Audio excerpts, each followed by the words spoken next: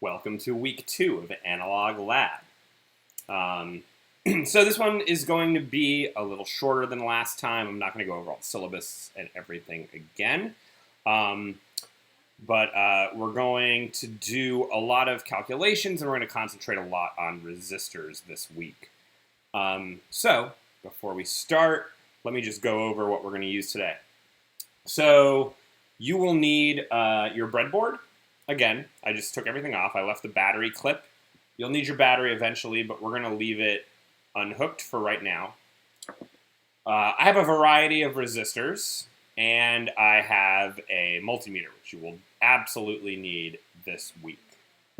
For your resistors, what I want to do is use the kit that you should have received from either SparkFun or Amazon.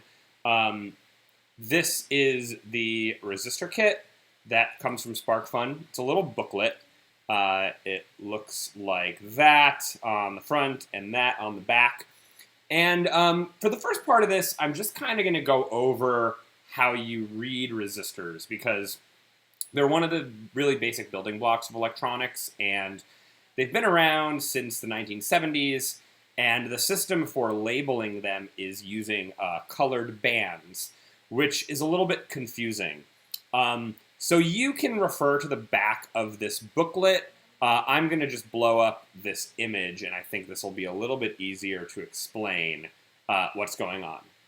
So first of all, we're going to look at this resistor on the top here that says 4-band code. There are blue resistors. I kind of alluded to this last week, and there's a blue resistor at the bottom which says 5-band code. It's a little bit confusing, so I'm just going to kind of pass over that for now. Let's look at the top one. So 4-band code resistors have 4 different colored bands on them, and all of the resistors in your kit are going to have a gold stripe on one end. And just to kind of show you that these are all the same, I'm going to just kind of zoom in on these. And it's going to be a little tough to see on here, but you'll see that that has a gold stripe on the end. This one also has a gold stripe at the end. Basically, the gold stripe means that this resistor has a tolerance of 5%. So that's this last column, tolerance. If you scroll down to gold, you'll see it's plus or minus 5%. So that means if you have a 1,000 ohm resistor, you are within 5% of 1,000. So you are between 950 and 1,050, right? There are silver band resistors. There are gray bands. There are brown bands that are 1% tolerance. You can get resistors that are super, super precise and accurate. For this class, 5% is fine. We're not going to see much difference between 950 ohms and 1,000 ohms for the calculations we're doing here. But what we are going to do is we're going to learn how to read these resistors, and then we're going to measure them on the multimeter, and you can kind of see how they vary in values. So what we're going to do is we're going to read resistors with the gold band at the end.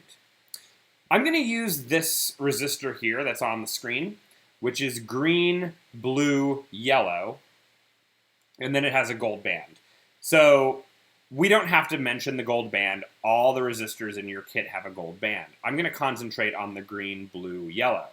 And we're starting with green. It's on the other end of the gold. So what I'm going to do, there are several ways to remember how to do this. And I just want to say that you don't have to memorize this. Anytime you are looking up resistors, you can refer to a chart like this. You can just look at the back of your resistor kit to figure out what the numbers represent. So we're going to take the first 2 colors, the green and the blue, and we are going to substitute in numbers for those. So a green band is 5, and a blue band is 6. So I have 56, right? For this one, I'm skipping the third band because this only uses 4 total. So we're doing green, blue, 56, and then yellow goes to our multiplier column.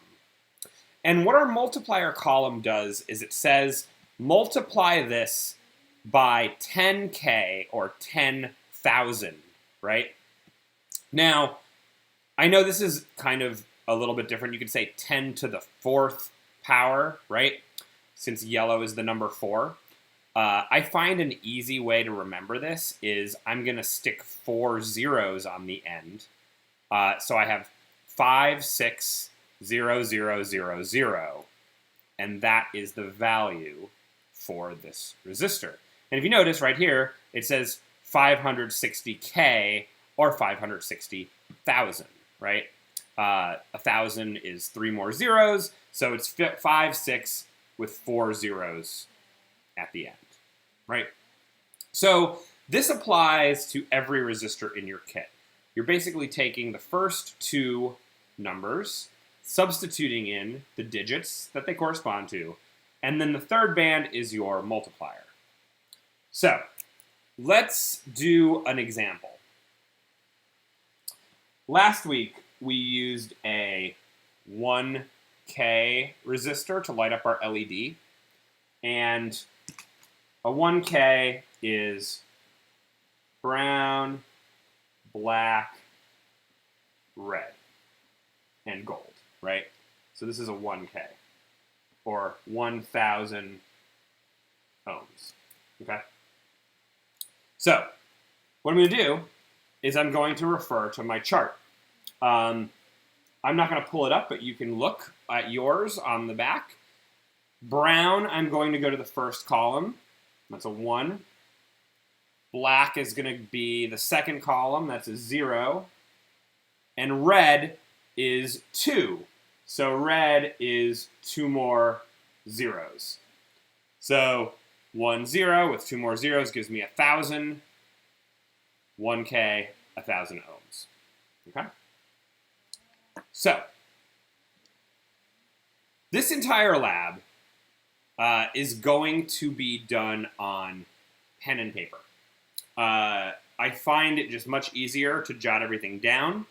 You're going to be drawing some small circuits just with resistors.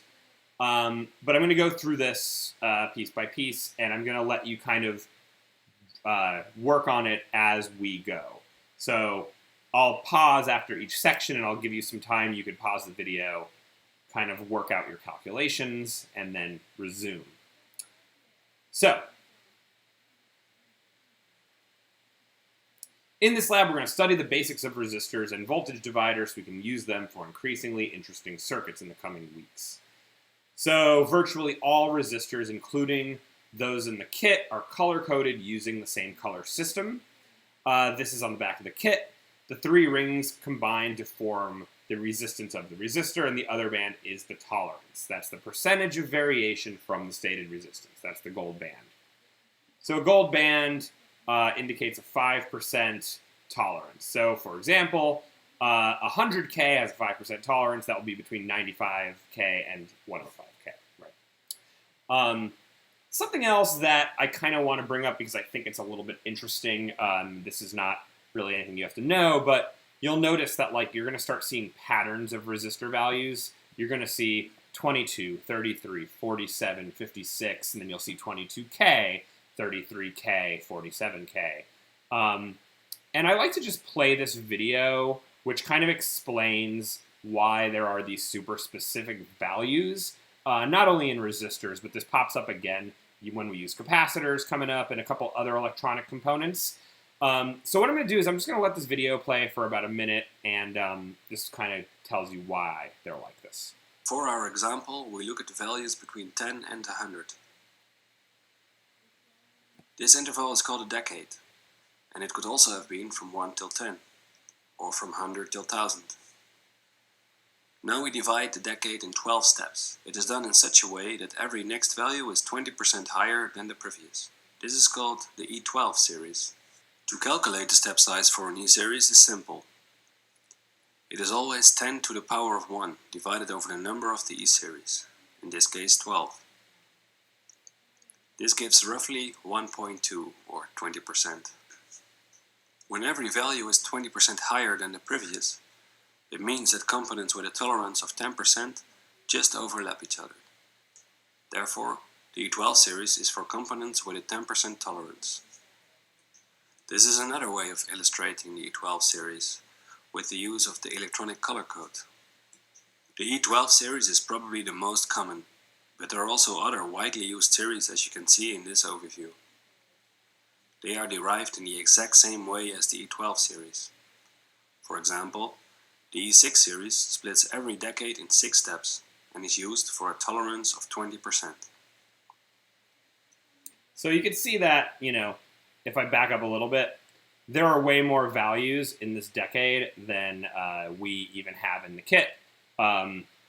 You're going to see a few of these in between, but you're not going to have all of these values. And for exactly the reason that he mentioned is that when you have these values split, if you go up 10% from one and down 10% from the other, they don't overlap. And that's what we're looking for. We are lucky we have 5% tolerance, so we can have values in between. And once, if you move on from this class and you do more with electronics, you'll find there are more specific resistors in between these values, right? So that said, I'm just going to go back to the lab here. What we're going to do in this lab is show you how to combine resistors to get different values.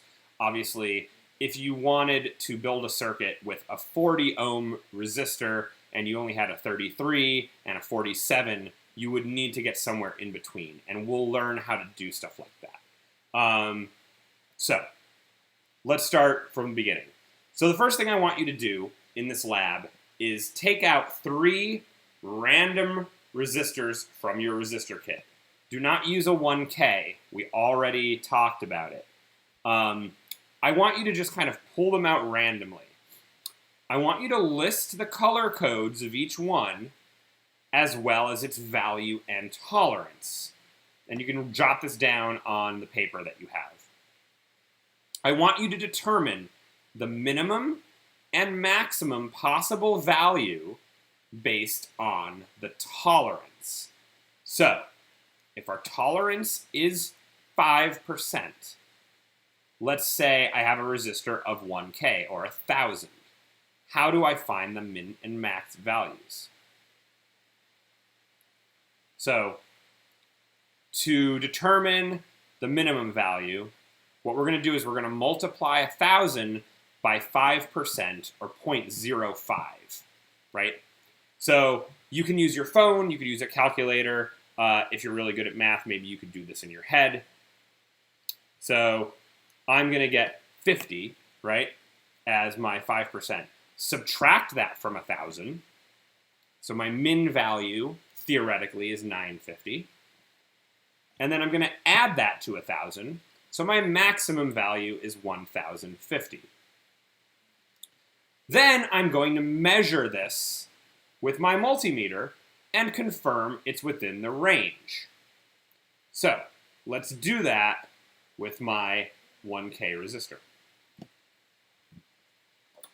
So what I'm going to do with my multimeter is I'm going to turn this to the ohm setting, and I'm going to look for a setting that is greater than the resistor I am measuring. So I notice I have 2,000, and I'm measuring a 1,000 ohm resistor. Let me just make sure I grab the 1K. And I'm just going to take my 2 leads. I'm going to put this down on the table and just put this on either end, and I'm on hold, so that's my problem. So this resistor is 968 ohms, which I stated my minimum value is 950. So this is true. This is within the range that was specified. So basically what I want you to do 3 times is do exactly this. You're going to write down your colors. You're going to say that this is supposed to be 1,000 ohms. You're going to say it has a minimum value of 950 ohms, a maximum value of 1,050 ohms, and measured 68. Okay? So I want you to do this 3 times. And when you're done, we'll move on. I'll leave this up just for a second. Okay. I'm presuming you all paused and came back. So we're going to move on to the next part. Resistors in series. So basically, last week we built a bunch of circuits, and they were all series circuits. And this week we're going to learn a little bit about different types of circuits. We do series circuits and parallel circuits. So I'm going to start with series. So we're going to look at schematics of resistors in series.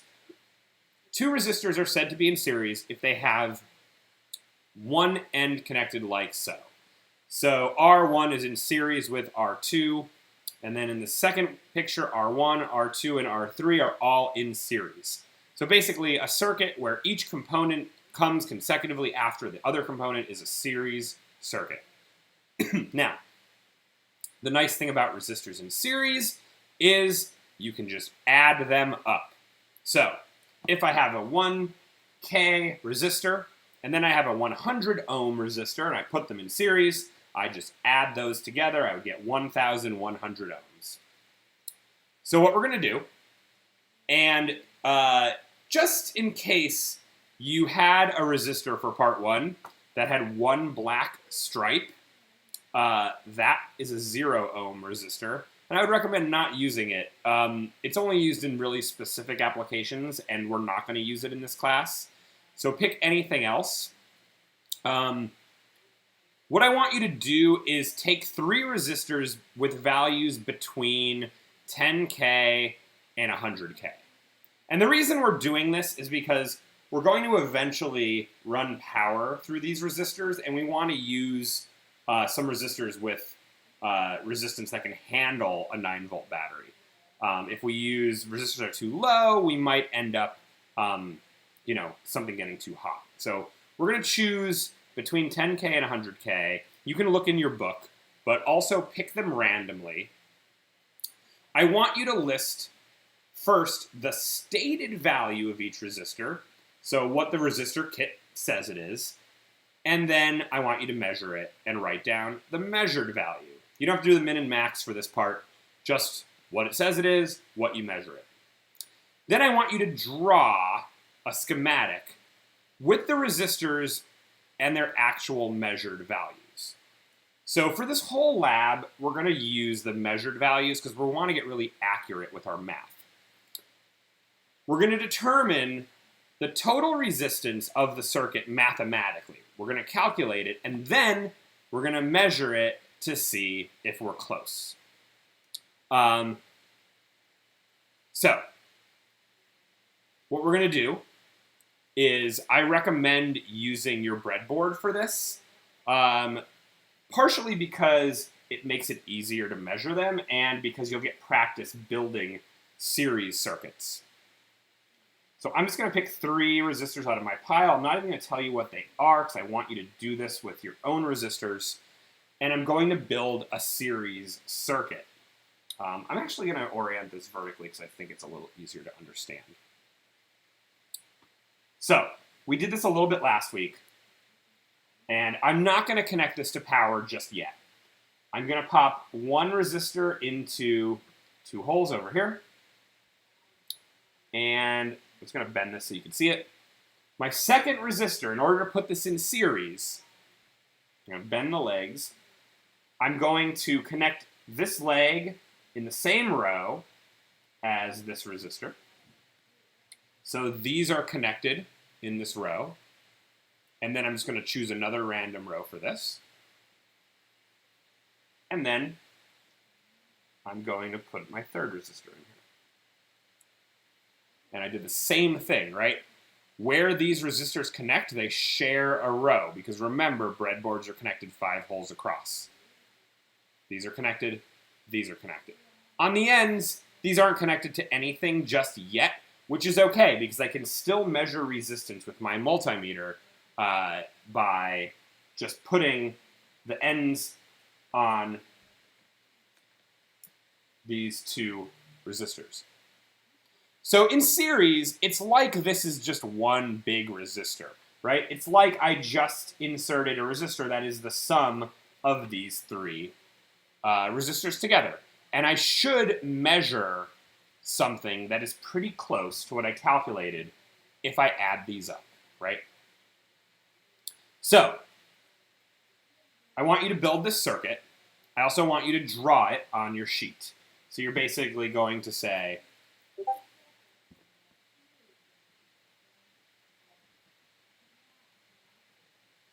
we have R1, R2, R3, and you're going to label these with your measured values. Okay? Add them together, and then measure it with your multimeter, and jot down what you get.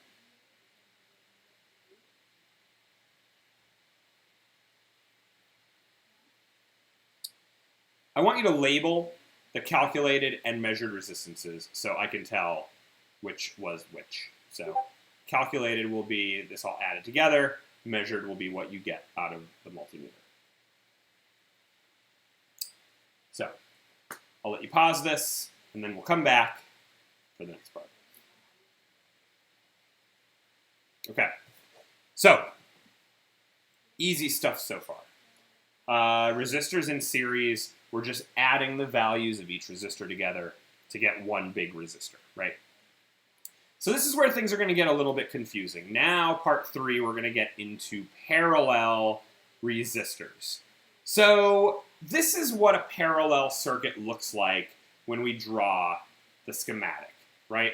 Essentially, you have your circuit split into 2 branches and then come back together, or splits into 3 branches, right? I can do this as many times as I want. And basically what this does from a non-math standpoint is you end up getting a resistor that's a little bit smaller than the smallest resistor in parallel, right? So I will show you the equation for this and we'll do it together.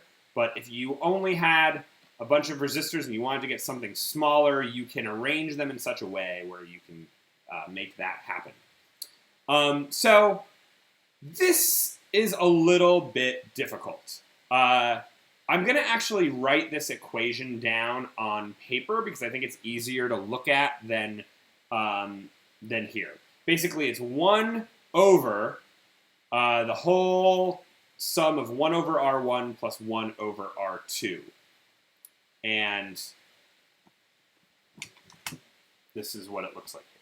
So for parallel, it's 1 over R1 plus 1 over R2. And if you have a third resistor, it'd be 1 over R3, and so forth. You could do this for as many resistors as you want, right? Let me just slide this up a little bit if I can.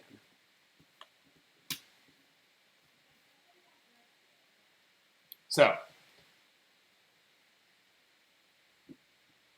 what I want you to do now is you're going to take your 3 resistors, and this is why we used larger resistors. We're going to put them in parallel, and then we're going to do the same thing.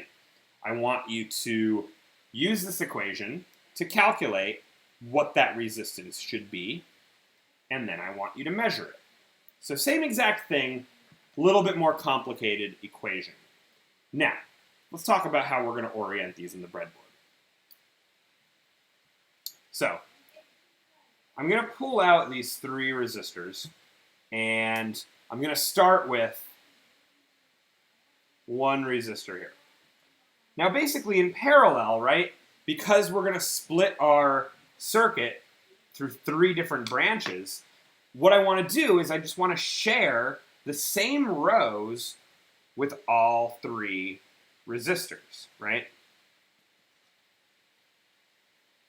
So I want to make sure that all of these legs are connected in the same row, and all of these legs are connected in the same row.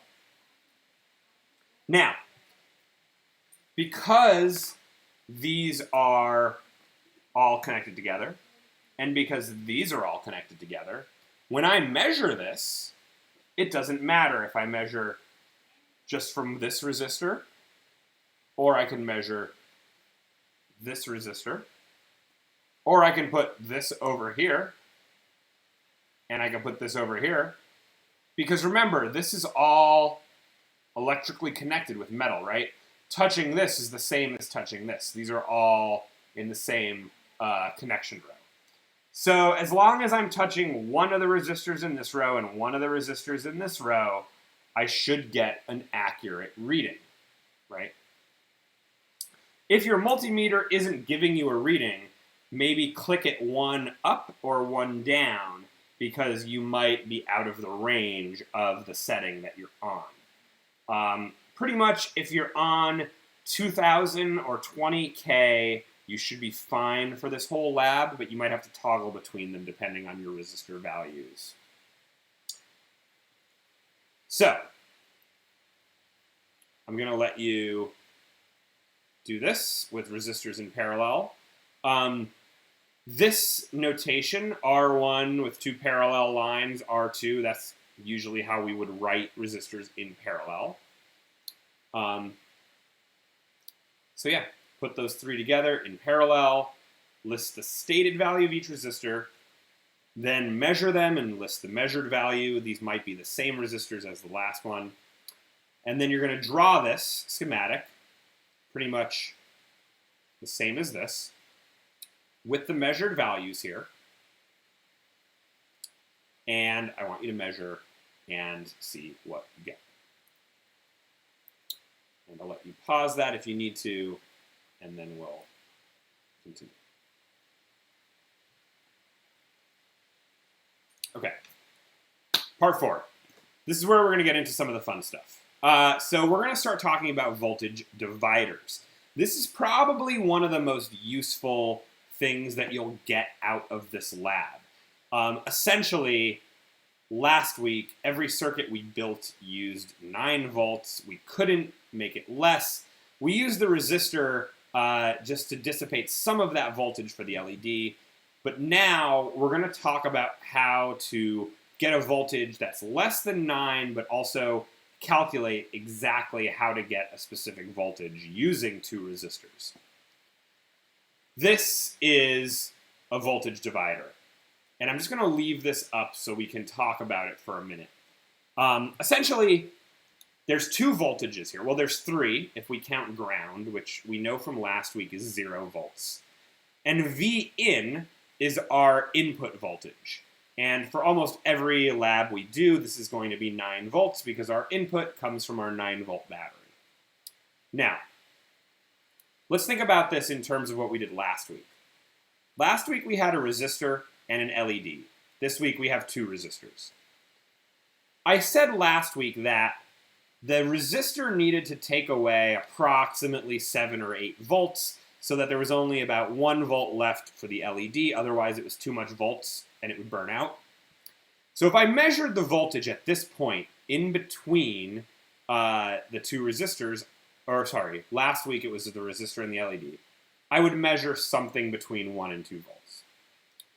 This can be applied to any 2 resistors. Depending on their values, I can basically divide the voltage so that I have some voltage that's between 0 and 9, depending on my values of R1 and R2, right? And this is the equation we're going to use. V out, which is the voltage we're looking for, equals V in, which is 9, times R2, which is my second resistor, divided by R1 plus R2. Now, why is R2 in the numerator, right? The denominator of this equation is always the sum of our voltages. So we can actually make voltage dividers with more than 2 resistors, and we would just add more than 2 resistors together. The reason I'm using R2 is because this is the resistor that has to dissipate this voltage, right, V out. Because I've already lost some voltage through R1, now I want to figure out how much voltage is left to go through R2. So, whenever I'm looking at voltage that's left, I'm using the resistor that is going to dissipate that voltage. Okay?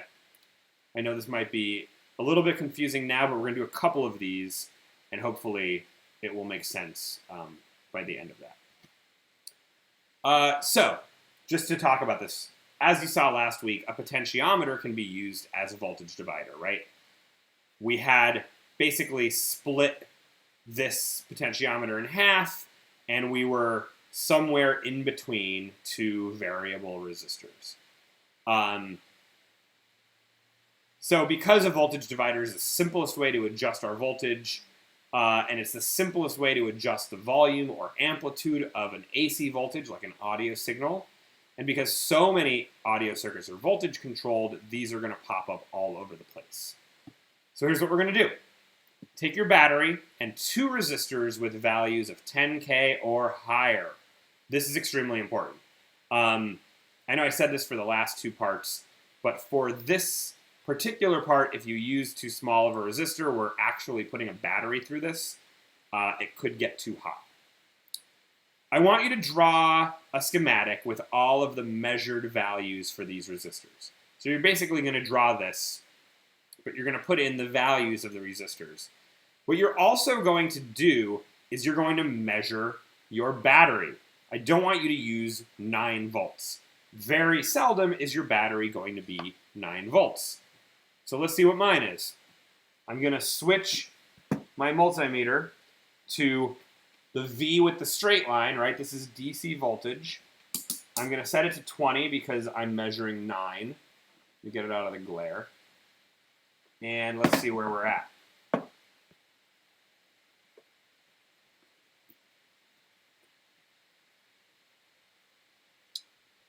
.02. It's pretty close. So for all of my calculations now, my voltage is going to be 9.02. And I want you to measure this before every part of this lab because there's a chance you're going to use some of your battery. So by the end of this lab, you actually might be a little bit less. So let's pop these resistors out, move this out of the way, and I'm going to hook this up.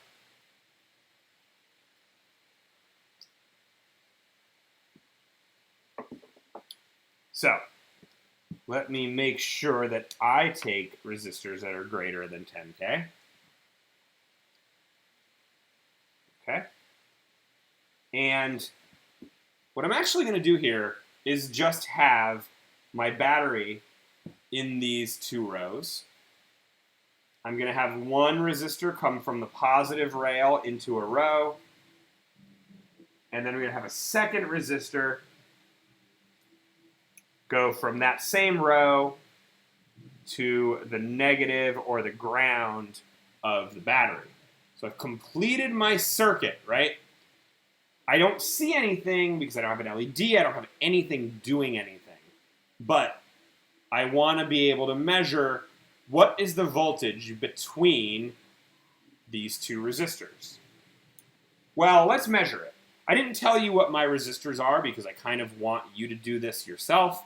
But I'm going to just measure this voltage. And what I'm going to do is I'm going to put this black probe at the base of R2, right where ground is. And then I'm going to put this right in between. And it looks like the voltage in between these resistors is 6.12. So this is my voltage, my output voltage, right? My V out, 6.12. Now, here's the thing about voltage. If I also measure the voltage that's been dissipated over this first resistor, it should add up to 9. So because this is pretty close to 6, I could assume that this voltage is pretty close to 3. So here's what I'm going to do. Put the probes on either side of this resistor, and I get 2.86. 2.86 plus 6.1. This is going to give me just about 9, right? So that's correct, right? I'm dissipating 2.86 volts across that first resistor, and I'm left with 6.1 volts as my output voltage. So let's say I wanted to build a circuit that took 6 volts for some reason, or 6.1 exactly. I can just hook up a wire to this point, and now instead of a 9-volt battery, I have this 6.1 volt battery that I can use for my circuit, right? And this is the purpose of a voltage divider. I'm basically creating some voltage that's less than my battery that I can use in a circuit, and all I need are 2 resistors. And you can imagine how I could probably figure out, well, I have a 9-volt battery, I need something like 5 volts, let me calculate the resistors I might need using this same equation. Right. So, let's go back to the lab. So, you drew your schematic, you filled in your resistors and voltages. Make sure, extra sure, your resistors are 10K or higher, because smaller ones will drain your battery more. And make sure you measure and use your actual battery voltage. It will not be exactly 9. Calculate what V out should be. Then measure the actual voltage and confirm it is approximately what you calculated. So you're going to use this equation. You're going to fill in your measured values for V in, R2, and R1. You're going to calculate V out, and you're going to build this circuit and measure it. Clearly label the calculated and measured resistance of the circuit, so it's easy for me to find them. And I'm going to just leave this circuit up so you can kind of see how I did this.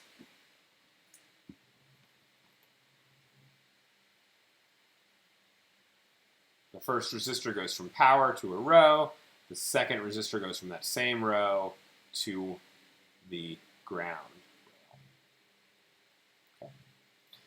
And this is going to consume battery power. So as soon as you measure this, I'm just going to pop this out.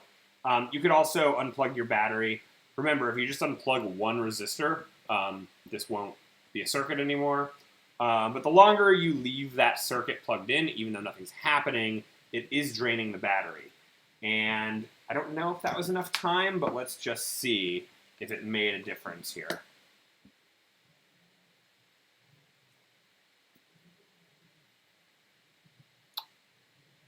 It's about the same. Maybe it's 0.01 less, but it's still about the same. Okay. We'll give you about another minute to finish that, and then we'll move on.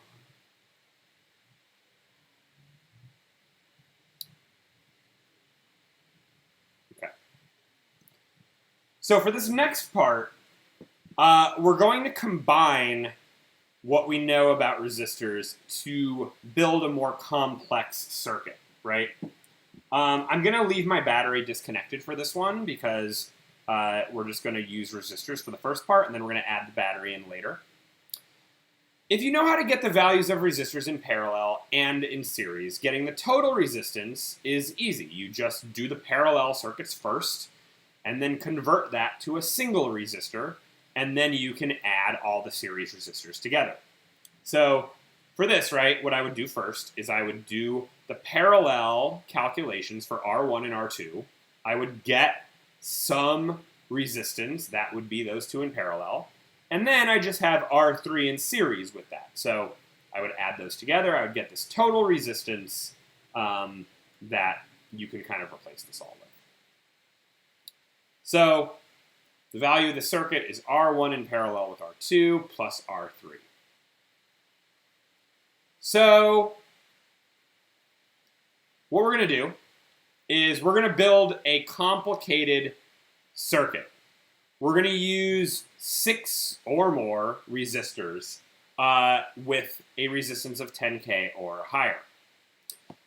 What I would recommend is putting at least 2 resistors in series and at least 2 resistors in parallel. Do not make all your resistors in parallel, do not make all of your resistors in series, but I want you to arrange them in some complicated configuration. This is an example. You do not have to build this configuration. This is just showing you what you can do. You can put 4 resistors in parallel, you can put 4 resistors in series. It's up to you. I want you to draw the schematic. Whatever you decide to do, you're going to draw it, and then you're going to build this on your breadboard. So let me build this. It looks like I've got 3 resistors in parallel, followed by 2 in series, and then 2 more in parallel. So let's start. First, I'm going to do 3 resistors in parallel. And this is pretty easy. We know how to do this. We're just going to share the same row on the top and the bottom. Okay. So there's my 3 in parallel. This is what we did in part 2. Pretty easy. Then I have 2 resistors in series. So I'm going to connect my next resistor to the same row as the bottom row of this. Let me see if I can get this a little bit closer. You can kind of see what's going on here.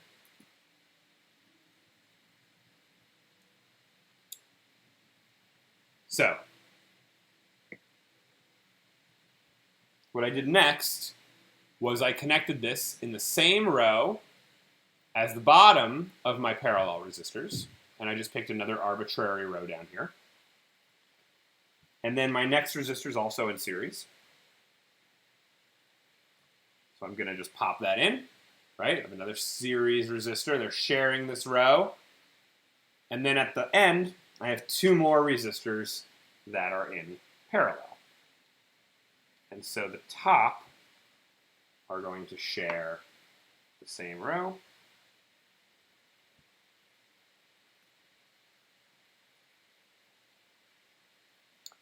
And that is that. I want you to measure all these resistors. And when you draw your schematic, I want you to write down the measured value using the multimeter of what those values are, right? So you're going to do this, and then you are going to draw your schematic and solve for the total resistance using the measured values.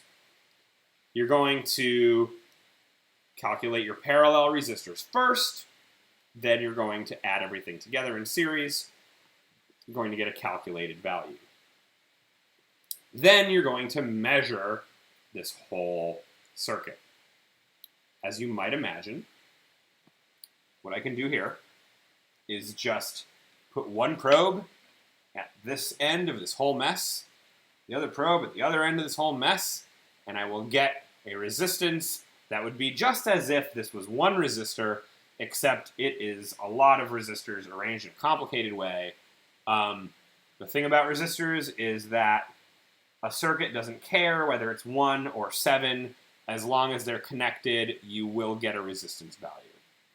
If you're not getting any resistance, you might be missing like a connection.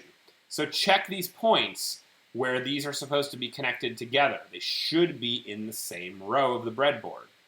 If they're not, like this is a common mistake I see a lot in this lab, where maybe these guys are close together, but they're not quite in the same row. Well, this is a broken circuit, right? This is the same as having that switch from last week. So if I do this, I'm not going to see any value. I'm also going to lose focus on my camera, apparently. Rise up a little bit here.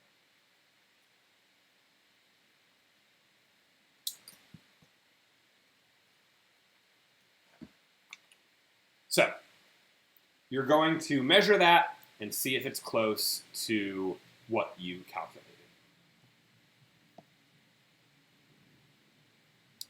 Okay, now, this is where it's going to get complicated. You're going to plug one end of this whole network into the positive side of the battery and the other end into ground. You're going to pick 2 points in your circuit to measure voltage, okay? So let me just show you what this looks like here. So in my example, I decided to choose the point after the first set of 3 parallel resistors to be my first voltage point. And then I chose the point in between my 2 series resistors to be my second voltage point. Do not choose the very beginning as a voltage point. It's just going to measure 9 volts. Do not measure the very end of this as a voltage point. It's going to measure 0, right? You have to pick points in between.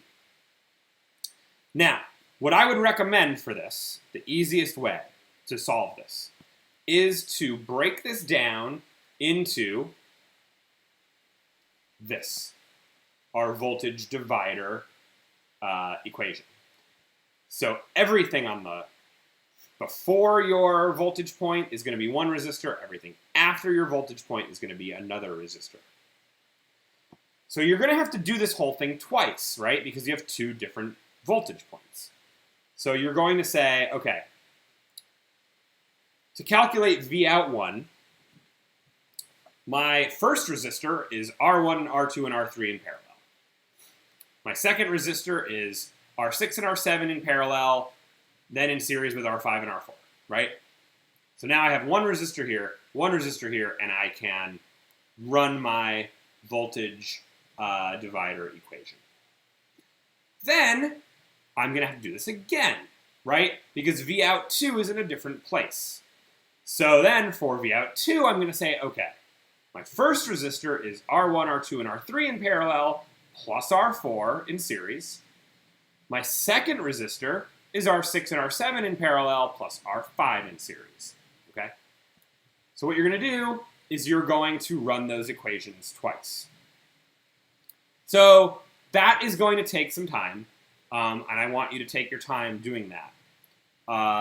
After you get your 2 values, you will measure them. Now, let me switch back to the camera here. And I'm going to make sure I don't have a break in my circuit, because that was a mistake. Now, what I'm going to do here, because I want to connect this to my battery, but you'll notice I have like 3 resistors here, so I can't actually, I could move all 3 of them over to power, but I'm going to use a wire, because that's what wires are for.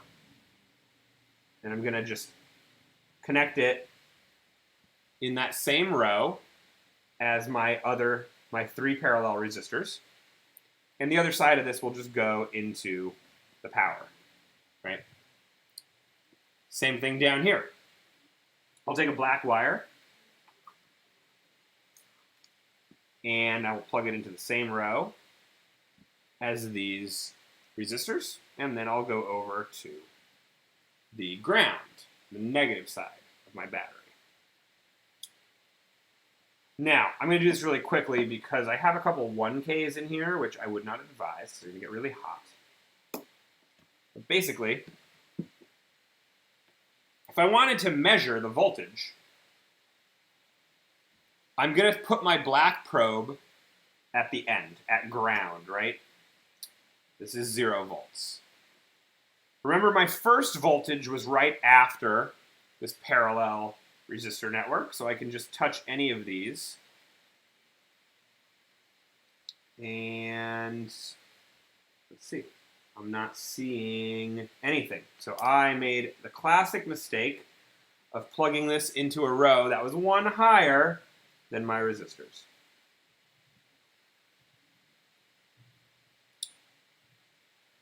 There we go.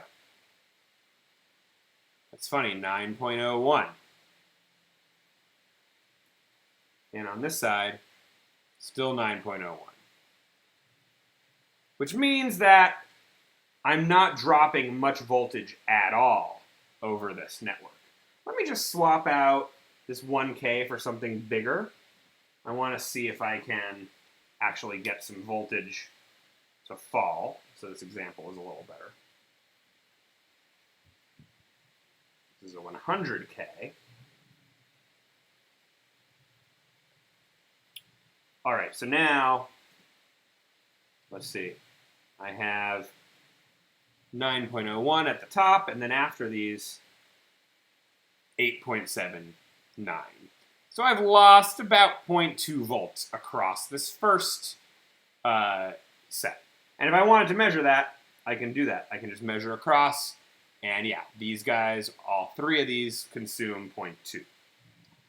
And then for my second voltage point, it's between my two series resistors.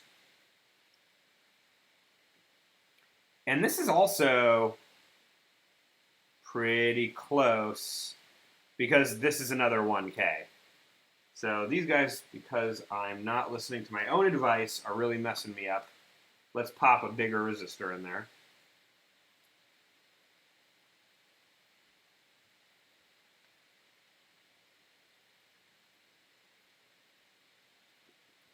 And we'll see. 8.8, and now 7.9. So now I've lost almost a volt, right? And let's see, if I measure across, what do I get? 0.78 through this one resistor. So that makes sense. So basically my Vout 1 is at this point. This is my first voltage point, 8.8. My second voltage point is 7.9. I'm always measuring the voltage that is left over, right? Because I'm measuring it in reference to 0. I'm always putting this probe at 0 volts. So I'm saying I have 9 here. How much is left after that? How much is left after that? How much is left after that? Right?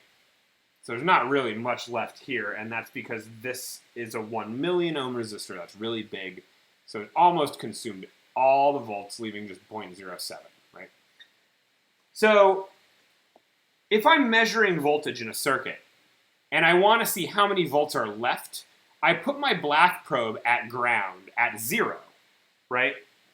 And then I can say, okay, out of my initial 9, how much do I have left here? How much do I have left here? How much do I have left here? And this is usually referred to as the output voltage, right? And this is what we've been talking about. However, I've been doing things like this, where I'm just measuring voltage across a resistor. And basically what this is saying is, well, what is the difference between this voltage point and this voltage point? Because where I'm putting this black probe right now is not 0. This is actually still has voltage. But the multimeter doesn't know that. The multimeter just knows that where the red probe is and where the black probe is has a difference of 0.78 volts. It doesn't know that this is 0 or that this is 8 volts or whatever.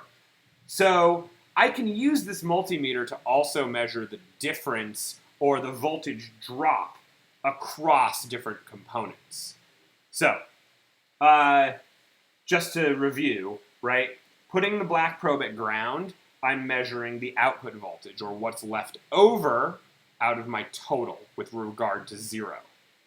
When I'm measuring across, this is a difference voltage, right?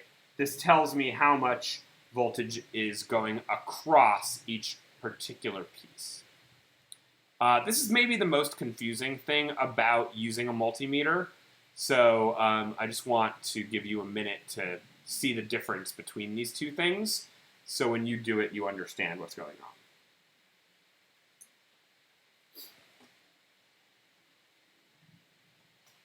on. Okay. So, this assignment's pretty intense. You're going to be doing a lot of calculations to get these two different output voltages, right? So we're going to wrap this all up with Kirchoff's voltage law. And I've kind of been talking about this a little bit without explicitly saying it. But Kirchoff's voltage law, which is sometimes abbreviated as KVL, it says that the sum of the voltage drops between every point in a circuit, in a series circuit, equals the total voltage from one end to the other. So all that means is if you measure V1 and V2 in this example with your meter, you will get 30 volts, right? The sum of the voltage across this plus the sum of the voltage across this will be 30. And this can have as many different resistors as you want. So for the last part of this lab, you're going to pick 3 resistors. This is going to be a much easier circuit. And you're going to put them in series. Basically, you're going to do something like this. I'm going to just make a circuit here using 3 resistors in series. Now remember, you can convert a bunch of parallel resistors into a series resistor. So this could just be like the thing we just did, as if I combined those resistors into, the sums. So I'm just connecting the 3 in series, just like we did at the beginning of this lab, and running some power into the beginning and into the end. Now, I'm just going to prove that this KVL theory works, right? What I want you to do first is measure each of these resistors by themselves. And something to note is when you measure resistors, you actually have to disconnect the power. So I can do that by just disconnecting one of these wires. Because if I tried to measure these, right, this is a 100K. So it's 97K, cool. If I run power through this, the way a multimeter works is it's going to run a little bit of power through this resistor to calculate it, but if I have a battery hooked up, it's going to get really confused, and notice nothing even happens. So if you're measuring resistors but your battery is plugged in, just unplug it so you can do that first. So let's go back to measuring voltage. I know that from end to end I'm at about 9.01, right? That's still good. It's negative because I swapped the probes. Now, what I'm going to do is I'm just going to measure the voltage across each of these. 0.74. Let's write these down.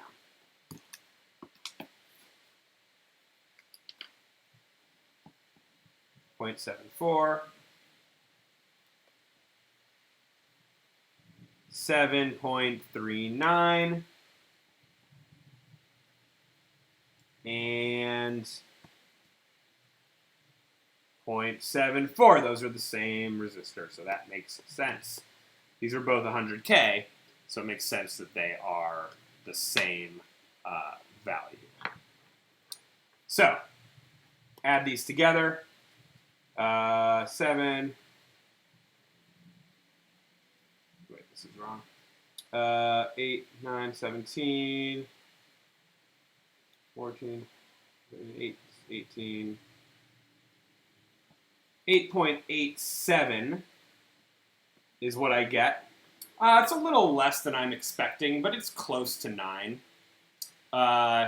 So what I want you to do is this exercise. I want you to calculate what this should be and then measure it.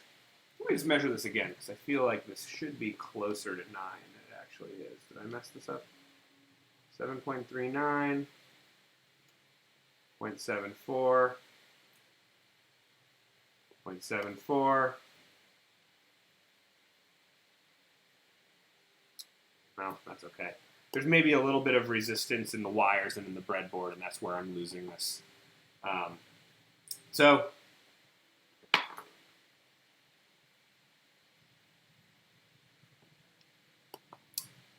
that's that. So what you're going to do for this is determine V1, V2, and V3. So this is the symbol of a multimeter when you draw it in a schematic, right? So this is what I just did, right? I measured on either side of R1, on either side of R2, and on either side of R3. So basically, I'm measuring my resistors. I'm basically calculating what these voltages should be based on my voltage divider equation. And what I'm going to do is, up here, we did this with only 2 resistors, but I can easily adjust this equation for 3. So let me just do that. I'll kind of show you how that works. Let's flip this over so I can use the other side.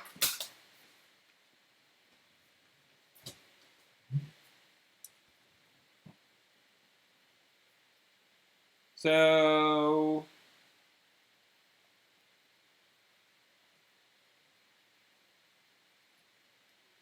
shadow is really killing me. Focus. There we go. So this was the equation we've been working with, right?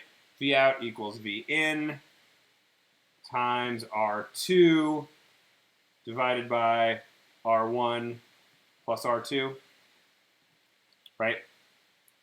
And this is basically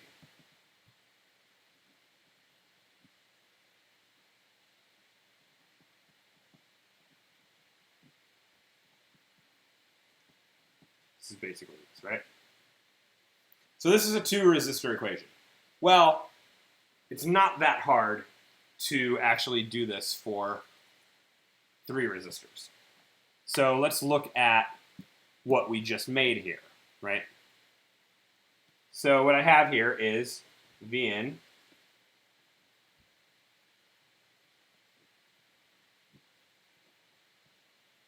R1, R2, R3, right? Sorry about the shadow. I'll move that over a little bit. So this equation actually works, right? If I have, if I wanted to measure the voltage across R1, right? Let's call it VR1 instead of V out. So I think that's a little bit, makes more sense. VR2, VR3. I'm not measuring the voltage that's left, I'm measuring the voltage across. Well, up here, my V out is the same as the voltage across R2, right? I'm putting one probe here, the other at ground, and I'm saying, okay, in relation to these 2 resistors in series, this voltage is my V out voltage. Well, I can do the same thing here, right? So I could say VR1 equals V in times R1 over R1 plus R2 plus R3. Similarly, VR2 equals V in times R2 over R1 plus R2 plus R3. My video is a little bit in the way here. And then VR3 is your V in times R3 over R1 plus R2 plus R3. So basically, these equations should make sense because this is just a ratio. You're saying, like, what ratio, what percentage of the voltage compared to the total is going through R1? What percentage of the voltage compared to the total is going through R2, and same with R3, right? So you're going to use these 3 calculations to calculate what VR1, R2, and R3 should be, and then you'll measure them doing just what I did before, by just measuring across each of the 3 resistors. And so that's it. That is all the parts of this lab. I want to tell you up front that this is one of the drier labs of the semester. There's a lot of math. There is not a lot of exciting things to do, but this is going to lay the groundwork so we can understand some of the concepts that are coming up. So I want to make sure you know, one, how to use a multimeter. That's really the most important part of this lab. So you're measuring voltage, you're measuring resistance, and also so you understand resistors and voltage dividers. There is a third part of circuits, and we're going to get into it next week, but it is called Ohm's Law, and this is really the big equation for electronics. It's V equals IR.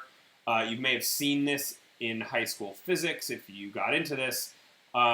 We already know what the V and the R are, so we're going to get into the I, which is current, next week. So that's it. For this lab, there's no video.